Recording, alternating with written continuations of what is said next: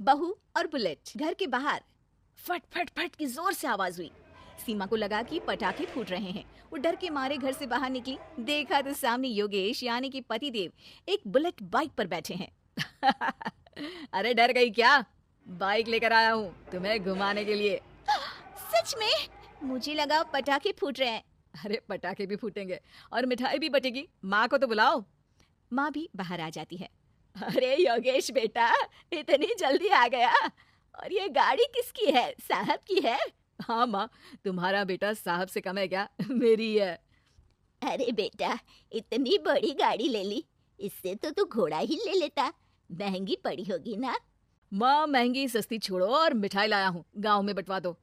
अरे बंटवा क्यों दो? पीछे बैठो, गांव में बांट कर आते हैं। सब खुश थे। योगेश गांव के बाहर एक कोयले की खादान में मजदूरी करता था। मेहनत और अकल से उसने वहां ठेकेदारी का काम सीख लिया और सूझबूझ से ठीक ठाक पैसा बनाने लगा। गांव में बात फैल गई कि योगेश के घर धमाका गाड़ी आई है। ऐसी गाड़ी पहले कभी किसी ने गांव में तो देखी नहीं थी। योगेश और माँ गाड़ी से वापस घर आ जाते हैं।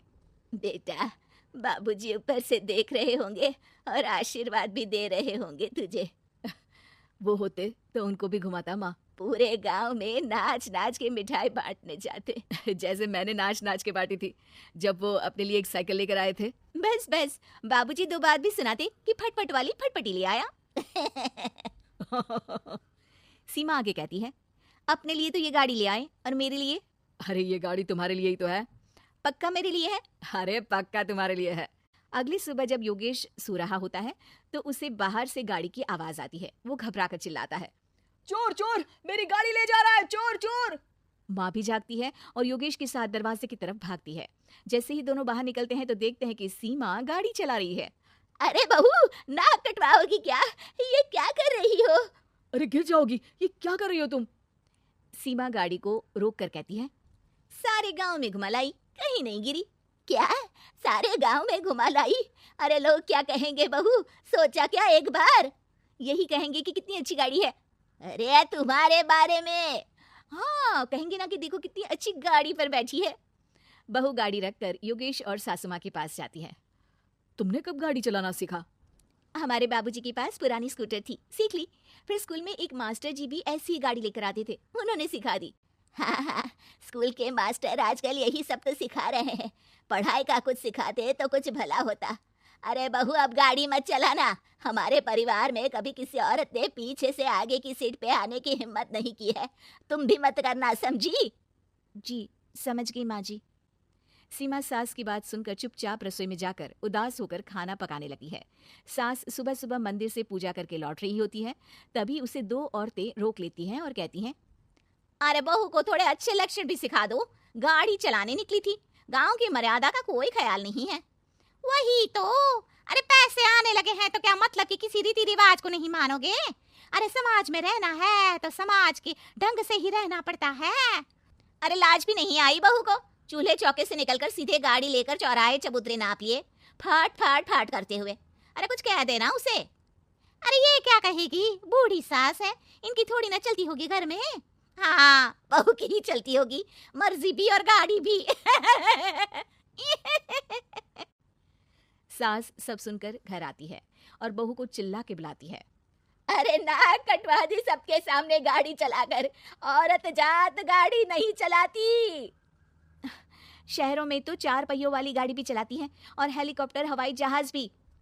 शहर में थोड़ी ना रहती हो मैडम साहिबा। आज के बाद गाड़ी से ही नहीं, यूं भी निकलना बंद तुम्हारा घर से। माँ सही कह रही है, कहीं भी जाना हो तो मुझे बता देना, मैं लेकर चलूंगा। आज माँ को तुम्हारे कारण कितनी बातें सुननी पड़ी।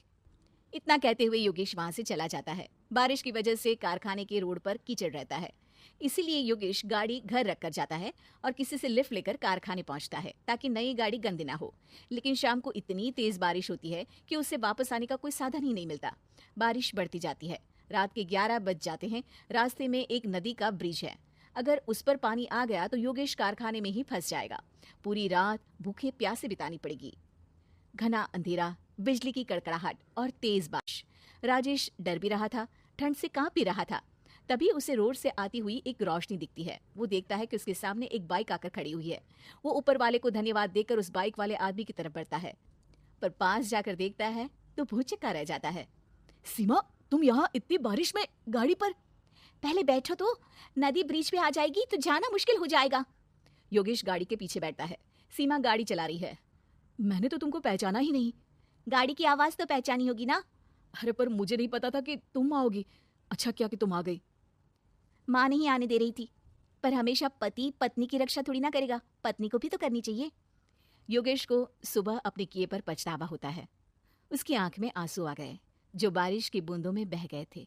उसके बाद सीमा को सास ने और योगेश ने खुशी खुशी समाज की सीमा लांघने की मंजूरी दे दी। अब वो जहां भी जाती फट फट फट गाड़ी पे ही जाती।